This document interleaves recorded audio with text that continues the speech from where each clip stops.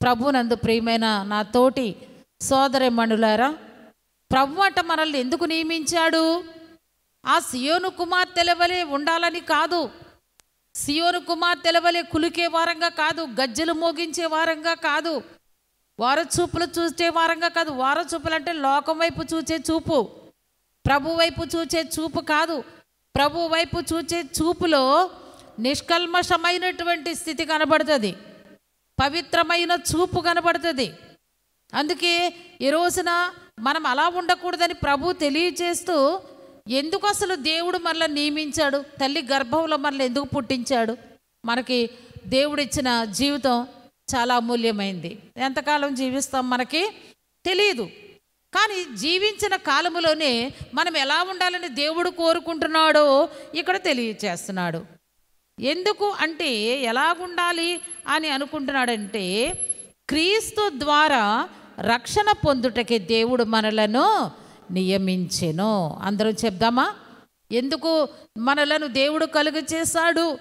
దేవుడు మనలను తల్లి గర్భంలో పుట్టించడానికి అసలు కారణం ఏమిటి అంటే, రక్షణ పొందుటకి దేవుడు మనలను నియమించాడు. రక్షణ ఎక్కడి నుండి వస్తుంది?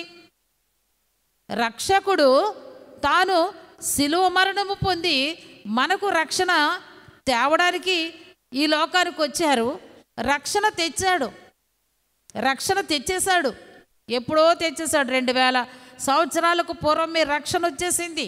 కానీ వచ్చిన రక్షణ పొందుకోవాలి మనం అనేటువంటి దానిని ఆ యొక్క వాక్యము ద్వారా పౌలు గారు జ్ఞాపకం చేస్తున్నారు. రక్షణ పొందుటకే అసలు రక్షణ ఎక్కడి నుంచి వస్తుందమ్మా? మార్పు అనేది ఎక్కడ రావాలి చెప్పండి? మనసులో నుండే కదా చెప్పాలి, ఆలోచించాలి కొంచెం. మనసులో నుండి రావాలి. మార్పు అనేది ఎక్కడొస్తుంది?